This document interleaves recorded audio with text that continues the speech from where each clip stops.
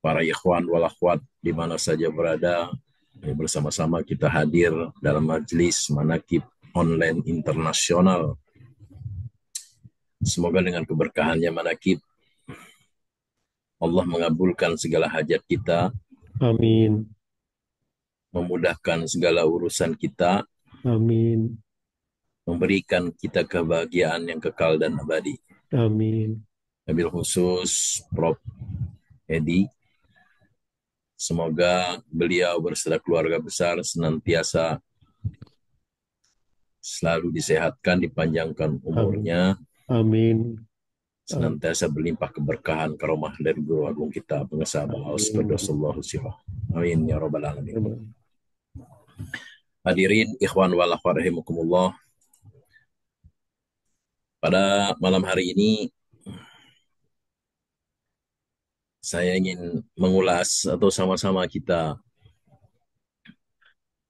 menyimak dan merenungkan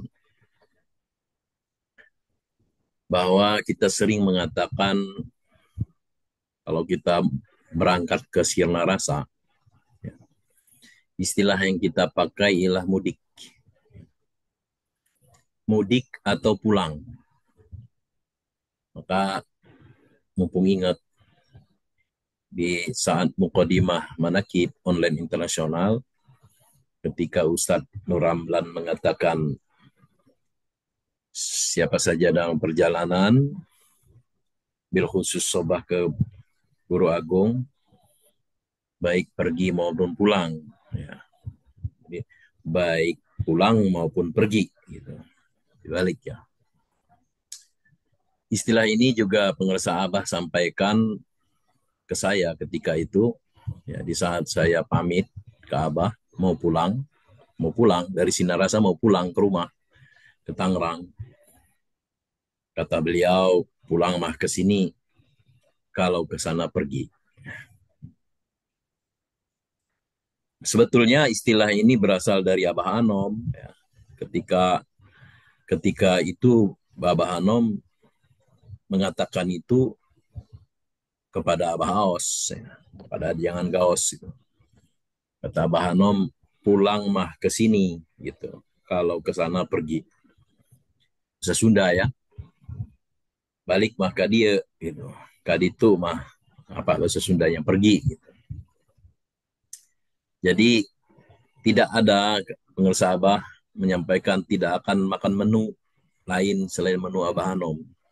Apapun yang disampaikan oleh pengersa Abah kepada kita, itu yang disampaikan oleh Abah Hanom kepada beliau. Gitu. Nah, jadi hadirin ikhwan wal akhwat rahimakumullah, kata pulang dan pergi tentu memiliki makna yang berbeda. Sepintas mungkin kita anggap itu biasa saja. Dan ini pula lah yang dimaksud oleh pengersa Abah. Kenapa harus menyampaikan seperti itu? Agar kita murid dapat mengerti. Kalau pulang berarti disambut, kalau pergi maka diantar. Kalau pulang berarti disambut, kalau pergi maka diantar.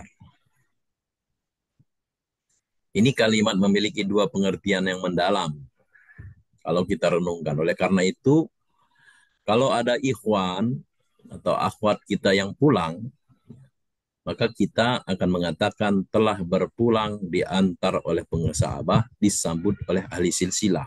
Gitu ya.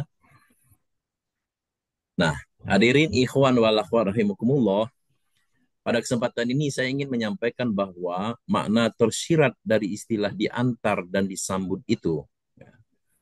Kalau diantar berarti di sini. Kalau disambut berarti di sana. Ya kan? Kalau diantar, ngantar kita nih, berarti bersama dengan kita. Kalau nyambut kita nih, berarti di sono di depan kita. Nah ini harus coba kita renungkan. Sepintas istilah ini biasa saja, tapi kalau kita merenungkan, terkandung makna yang dalam, yang dapat menjadikan pelajaran bagi kita. Ya, mestinya begitu ya, ulul albab, pemikir. Kata Abah, pemikir. Jikir juga, berpikir juga ya. Tapi jangan banyak mikir, banyak jikir aja, gitu kan.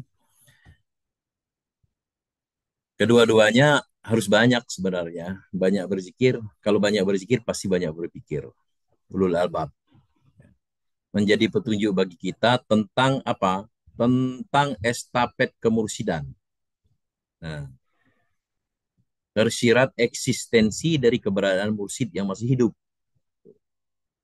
Ini ya biasa melintas gitu ya pemikiran, oh begitu.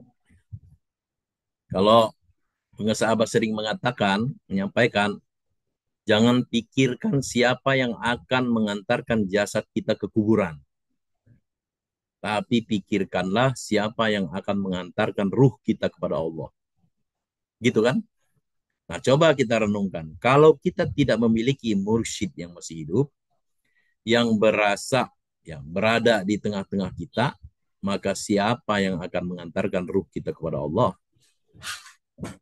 Kali lagi, kalau kita tidak memiliki mursyid yang masih hidup, yang berada di tengah-tengah kita, maka siapa yang akan mengantarkan ruh kita kepada Allah? Bukan mursyid yang sudah wafat ya, yang menghantarkan.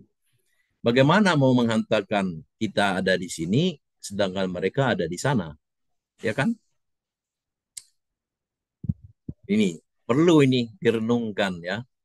Kalau bagi kita yang sudah, buat kita semakin yakin ya, semakin mantap. Bagi yang belum, bagi ikhwan yang ingin tetap berguru ya, meneruskan estafet kemursidan, bimbingan kemursidan dari Abah Hanom, ini penting direnungkan. Bukan mursyid yang sudah wafat yang mengantarkan ya. Kenapa? Karena mursyid yang sudah wafat itu sudah berada di sana. Makanya tadi apa? Pergi pulang. Oleh karena itu, penting memiliki mursyid yang masih hidup. Beliaulah yang akan menghantarkan kita. Kalau yang sudah di sana itu istilahnya menyambut, ya, bukan menghantar. Jadi artinya mursyid itu berkesinambungan.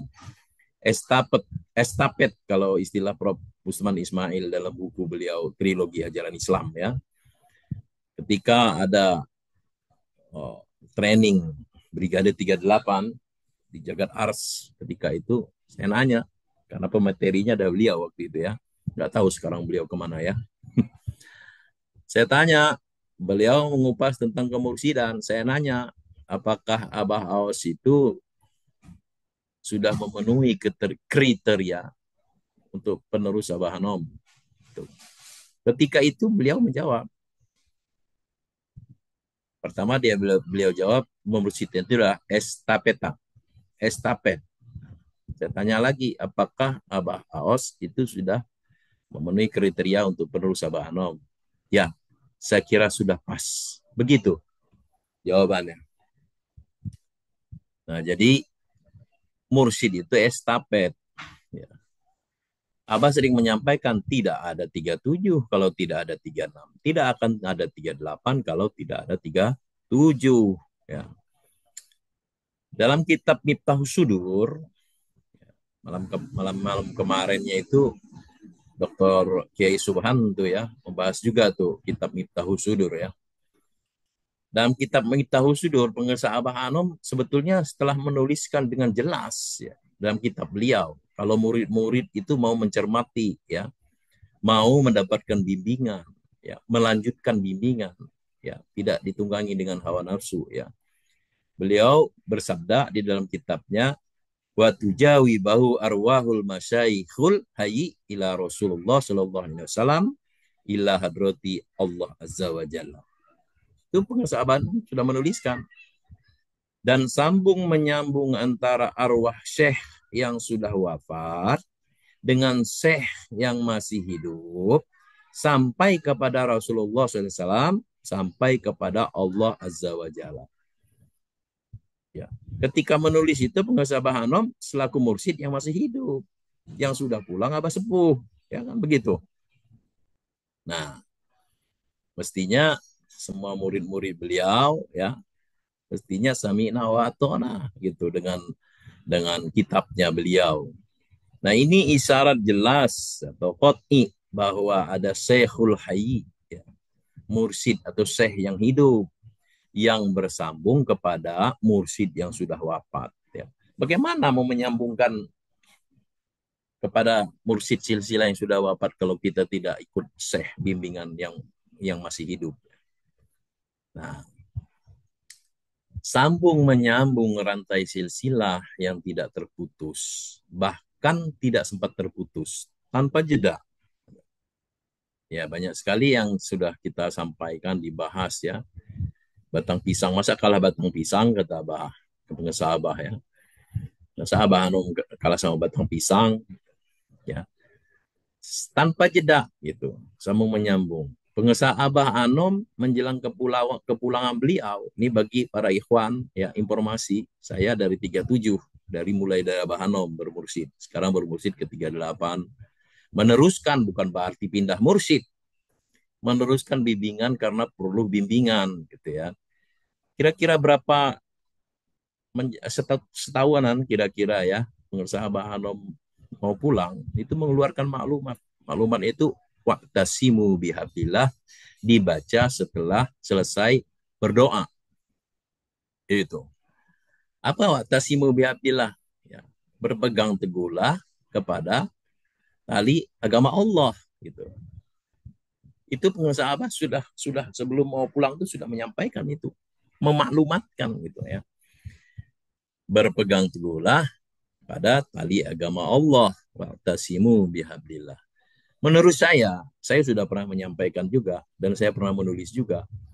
Menurut saya tidak ada tafsiran lain yang lebih pas. Bukan Al-Qur'annya ya, bukan bukan itu kan ayat Al-Qur'an, tapi yang dimaklumatkan oleh pengesah Anom ya.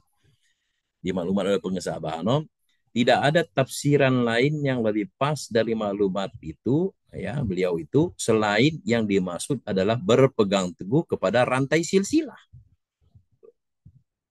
Sebab dalam toriko ya, rantai silsilah ini merupakan syarat mutlak, syarat mutlak atau syarat pokok bahwa toriko itu mutabaroh. Toriko itu tidak goir mutabaroh kalau tidak ada silsilah atau silsilahnya terputus ya. Nah, sedangkan kita ini sedang bertoriko. Yang mengeluarkan maklumat itu mursyid torikoh, bukan mursyid umum, mursyid torikoh ya. Jadi tidak ada tafsiran yang lebih pas ya selain berpegang teguh kepada tali atau rantai silsilah itu ya. Kewajiban berpegang teguh kepada rantai silsilah ini sebetulnya sudah sangat jelas disampaikan oleh para ulama di dalam kitab-kitab tasawuf ya. Di antaranya ya sedikit kita bahas. Di antaranya pendapat Syekh Ibnu Arabi. Ibnu Arabi beliau mengatakan bermursyid kepada yang sudah wafat dan tidak lagi mencari mursyid penggantinya, maka tidak dikategorikan suhbah kepada mursyid dan sulit meraih bimbingannya secara paripurna. Siapa yang mengatakan? Ibnu Arabi. Ya. Ibnu Arabi itu kalau kita baca kitabnya dalam menafsirkan uh, ilmu-ilmu agama gitu ya, lebih tinggi lagi dari kitab Imam Ghazali itu, yang Ihya Ulumuddin itu, kitabnya beliau itu. Ibnu Arabi mengatakan begitu. Kemudian menurut Ahmad Mustafa Al-Alawi ya, beliau mengatakan mursyid yang masih hidup wakil dari Rasulullah SAW dan seluruh mursyid sebelumnya yang sudah wafat, sehingga bermursyid kepada mursyid yang masih hidup akan memperoleh bimbingan yang paripurna. Itu. Jadi mursyid yang masih hidup itu wakil Rasulullah dan mursyid-mursyid yang sudah wafat, sambung menyambung ya. Demikian juga menurut Syekh Abdul Wahab Asy'arani ya, dalam kitab beliau Al-Anwarul Qudsiyah ya. Beliau juga mengatakan kewajiban bagi murid apabila syekhnya wafat untuk segera bermursyid kepada yang masih hidup untuk melanjutkan dan menambah bimbingan mursyid sebelumnya. Gitu. Saya pun begitu ketika saya ikut Abah Aos itu, saya tawajuh ya, menyambungkan Robitoh kepada Abah Hanom itu. Saya bertanya kepada Abah Hanom, minta izin, bukan bertanya. Ya, minta izin. Abah, saya bolehkah saya ikut bimbingan Abah Aos? Gitu. Dan di situ nampak jelas sekali wajahnya Abah Hanom dengan tersenyum ya, dengan tersenyum ya, tersirat di situ, saya melihat ya Aus itu kesayangan Abah gitu kan. Emang harus begitu, Bager, begitu. Jadi memang harusnya begitu gitu. Jadi seketika itu juga tawasulnya saya tambahkan Syekh Muhammad Abdul Ghaus Saifullah Maslul waktu asar, sholat asar ya. Nah, berkata juga Syekh Ahmad Tijani ya, pendiri Thariqah At-Tijani, At-Tijaniyah ya. Pesan beliau kepada murid-muridnya, ketahuilah bahwa al-madad itu berlaku setiap zaman beserta ahli zamannya atau mursyid pada zamannya. Barang siapa yang merasa cukup dengan ucapan-ucapan mursyid sebelumnya dari yang sudah wafat, maka hatinya akan terhijab dari wusul. Nah, siapa yang mengatakan mursyid? Ya, mursyid Thariqah Tijaniyah. Hadirin ikhwan wal akhwat rahimakumullah. Nah, ketahuilah bahwa murid yang berguru kepada mursyid yang sudah wafat itu kondisinya ada tiga, ya. Kondisinya tiga, ya. Yang yang yang tidak mengakui atau tidak mau bermursyid kepada mursyid yang masih hidup. Itu kondisinya ada tiga, yang murid seperti itu. Yang pertama, dia menolak kepada mursyid yang mendapatkan istikhlaf, ya. Maka dia akan mengingkari keberadaan mursyid zamannya. Oleh karena itu ya maka ia akan terhalang dari bimbingan mursyid sebelumnya karena dia menolak, nggak ada, ya, nggak ada mursyid penerus. Itu malah menjadi terhalang dari bimbingan mursyid sebelumnya, jadi penghalang gitu ya. Ya mestinya nanti dipertanggungjawabkan. Makanya pengesabah waktu ketika ada wakil talqin Abah Hanom wafat, pengesabah ikut menyolatkan dan Abah mendoakan semoga diampuni oleh Abah Hanom, begitu. Yang kedua, ragu kepada mursyid yang melanjutkan. Nah, karena diduga keras tidak mendapatkan istikhlaf, ya, penunjukan, nah, atau wasiat dari mursyid sebelumnya. Yang pertama menolak, yang kedua adalah ragu, gitu ya. Nah, tidak mempercayai sama sekali kepada yang ketiga nih, tidak mempercayai sama sekali kepada yang mengklaim sebagai mursyid pelanjut. Maka wajib bagi murid yang ragu dan tidak percaya ini untuk mencari dan bersandar kepada Allah agar diperjumpakan dengan mursyid pada zamannya. Tuh. Ini ulama tasawuf yang mengatakan. Hadirin ikhwan wal akhwat rahimakumullah. Sebetulnya ya, risalah ajaran Islam itu berkesinambungan ya. Allah akan selalu mengutus utusannya kepada umat manusia. Nabi-nabi diutus silih berganti, betul kan? Berganti pada zamannya masing-masing. Ya. Sejak Nabi Adam alaihissalam sampai ke Nabi Muhammad Shallallahu Alaihi Wasallam. Sebagaimana firman Allah Subhanahu Wa Taala, A'udzubillahi minasyaitonirrajim. Wa idza qala Isa bin Maryam ya bani Israil, inni rasulullahi ilaikum musaddiqal lima baina yadayya minat taurati wa mubasyiram bi rasuli ya'ti min ba'dismu. Ya. Apa? Ya'ti min ba'dismuhu Ahmad. Falamma ja'ahum bil bayinati qalu hadza sihrum mubin. Dan ingatlah ketika Isa putra Maryam berkata, wahai Bani Israel, sesungguhnya aku utusan Allah kepadamu yang membenarkan kitab yang turun sebelum aku, ya, yaitu Taurat, dan memberi kabar gembira dengan seorang Rasul yang akan datang setelahku. Ya. Ya.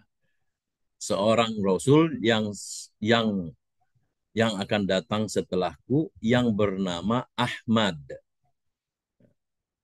yakni Muhammad. Namun ketika Rasul itu datang kepada mereka dengan membawa bukti-bukti yang nyata, mereka berkata ini adalah sihir yang nyata. Quran surat As-Saff ayat 6. Ya. Ini ajaran Islam. Nabi pun mengatakan, Nabi Isa mengatakan bahwa setelahku akan ada pelanjut Ahmad. Ya. Tapi meskipun ada bukti-bukti nyata, nah, bagi yang tadi itu kondisi tiga tadi itu tetap tidak. Pertama menolak, kedua ragu, ketiga tidak percaya. Nabi Muhammad adalah nabi yang terakhir Setelah beliau tidak ada nabi lagi yang diutus oleh Allah kepada umat manusia. Ini ditegaskan di dalam Al-Quran, Quran surat Al-Ahzab ayat 40 ya. Maka Muhammadun aba ahadim mirijalikum walakin rasulallahi wa khataman nabiyyin wa kana Allahu bikulli syai'in alimah. Muhammad itu bukanlah bapak dari seorang di antara kamu, tetapi dia adalah utusan Allah dan penutup para nabi. Dan Allah Maha mengetahui segala sesuatu. Oleh karena itu, Nabi Muhammad memberikan isyarat dalam sabda beliau. Ashabi kan nujum bi ayyihim ahtadaitum. Sahabatku itu bagaikan bintang gemintang di malam yang gelap. Siapapun yang kalian ikuti, kalian akan terbimbing. Nabi, pesan Nabi itu ya. Setelah aku nanti, ya, siapapun yang kalian ikuti, maka kalian akan terbimbing. Ini maksudnya kita umatnya harus mengikuti sahabat Nabi pasca Nabi Shallallahu Alaihi Wasallam wafat agar kita mendapatkan bimbingan yang berkesinambungan. Ya. Pesannya sudah jelas, ikuti sahabatku yang telah mendapatkan petunjuk. Qala Rasulullah Shallallahu Alaihi Wasallam, usikum bitaqwallahi wa sam'i wa ta'ati wa in kana abdan habasiyatan fa innahu man ya'ish minkum yaro ba'di ikhtilafan katsiran fa'alaikum bisunnati wa sunnatil khulafa'i rasyidin al mahdiin wa addu 'alaiha binawaj wa iyakum wa muhdasatil umur fa inna kulla muhdasatin bid'atin wa inna kulla bid'atin dolalatun. Sabda beliau, aku wasiatkan pada kalian untuk bertakwa kepada Allah, mendengar dan taat pada pemimpin walaupun seorang budak dari Habasyah. Sesungguhnya barang siapa di antara kalian yang hidup sesudahku, dirinya akan menjumpai perselisihan yang banyak, maka wajib atas kalian berpegang dengan sunnahku dan sunnah para khulafa'i rasyidin yang mendapatkan petunjuk. Berpegang teguhlah dengannya, gigitlah dengan gigi geraham. Hati-hati kalian dari perkara yang baru dalam agama. Sesungguhnya setiap perkara yang baru dalam agama adalah bid'ah. Dan setiap bid'ah adalah sesat. Hadis riwayat Abu Daud dan At-Tirmizi. Kemudian Nabi SAW bersabda, ya, Innallaha yab'azu lihadin ummati ala ro'si kulla mi'ati sanatin min yujaddidu lahadinah. Sesungguhnya Allah akan mengutus orang setiap 100 tahun, ya, mengutus seseorang setiap 100 tahun, seseorang kepada umat yang akan tajadid, ya. Tajadid itu memperbaharui agama. Mujaddid. Ya. Hadis riwayat oleh Abu Daud, Hakim. Ya. Hadirin ikhwan wal rahimakumullah. Ya. Sebagai terakhir, ya, mengutip dari hadis ini, ya, terdapat kutipan komentar Imam Suyuti. Imam Suyuti dalam kitab Gayah Talkhis Al-Murad fi Fatawa Ibnu Ziyad, yang menyatakan hadis ini masyhur dengan riwayat para hafiz penghafal hadis yang muktabar. Ya. Ada pun mujadid di dalam kitab itu disebutkan, saya kutip di NU, ya, NU online itu. Yang pertama itu adalah Khalifah Umar bin Abdul Aziz, ya, pada abad ke-1, ya, 100 tahun abad ke-1. Abad kedua adalah Imam Muhammad bin Idris As-Syafi'i, ya, ya, Imam Syafi'i. Yang ketiga, abad ketiga itu Ibnu Suraj atau Imam Al-Asy'ari, ya, menjadi apa namanya itu i'tiqad Ahlussunnah wal Jamaah. Ya. Pada abad keempat disebutkan Imam Abu Hamid Al-Qadi atau Abu Bakar Al-Bakilani. Pada abad kelima di situ disebutkan Imam Abu Hamid Al-Ghazali. Nah, Imam Ghazali masuk tuh abad kelima. Abad ke-6 itu Al-Fakhru Ar-Razi atau Imam Ar-Rafi'i. Ya. Yang ke-7 itu Imam Ibnu Daqiq Al-Aid. Ya. Yang ke-8, abad ke-8 itu Syekh Zainuddin Al-Iraqi.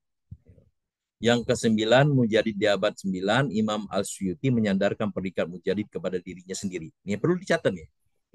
Imam Suyuti menyandarkan mujadid pada abad ke-9 dari dirinya sendiri.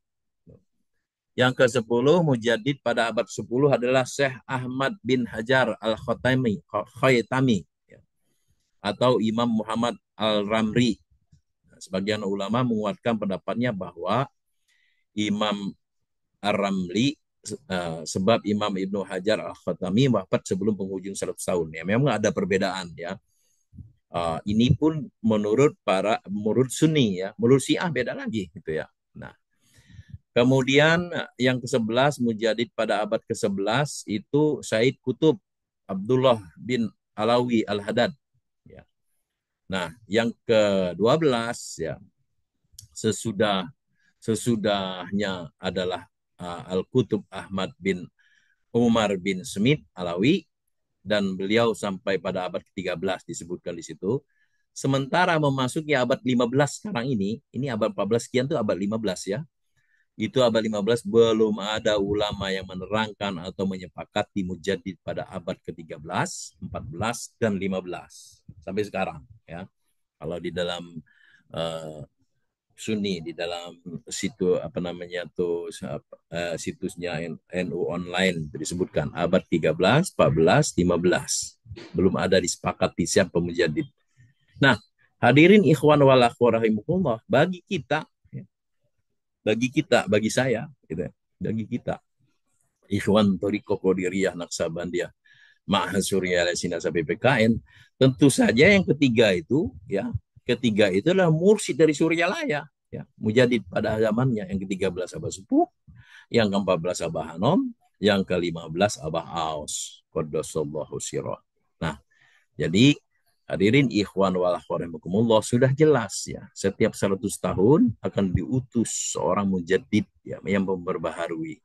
Nah, Al-Qurannya sudah jelas, ya kitab-kitab para ulama sudah jelas, hadis Nabi juga sudah jelas, tradisi dalam tasawuf juga sudah jelas. Lalu apalagi yang menjadi apa namanya tuh halangan untuk kita ya melanjutkan atau meyakini mursyid setelah Abah Hanom gitu ya. Ya ini perlu, walaupun sudah bukan masanya ketika pengusaha Abah menyampaikan ke saya beberapa tahun yang silam di Jagat Ars, di Kanzul Ars, sudah bukan masanya lagi sekarang Kiai ya, soal itu ya, mau ikut ayo, nggak mau juga masa bodoh kata pengusaha Abah begitu. Jadi tapi ini penting untuk kajian ilmu ya, untuk dalil-dalil dalam bertorikoh ya, apalagi sekarang banyak sekali komentar-komentar dalam medsos itu terkait dengan guru agung kita. Hadirin ikhwan wal akhwat rahimakumullah, sebagai penutup ya, di dalam buku Suryalaya Bukan Panggung Sandiwara ya, itu disebutkan oleh pengesah Abah menjelaskan berbeda arti antara mengaku mursyid dengan melaksanakan perintah ya. Jadi pengesah Abah itu melaksanakan perintah ya, oleh guru mursyid sebelumnya gitu. Abah makumaha aos gitu. Cek aos A, cek aos B. Nah, jadi semakin jelas gitu ya, dan semakin tampak jelas gitu ya. Jadi itulah yang harus kita yakini, bahwa uh, kita sudah bersama dengan mursyid pada zaman ini, dan sebagaimana perintah Nabi, gigit dengan geraham, jangan dilepaskan lagi, jangan dilepaskan gitu ya. Makanya kata pengusaha Abah ketika dalam khidmat indah beliau ya, seorang murid ya, apabila seorang murid dipegang tangannya oleh mursyid, oleh guru, tidak tidak pantas untuk melepaskannya sebelum dilepaskan oleh sang guru ya, gitu.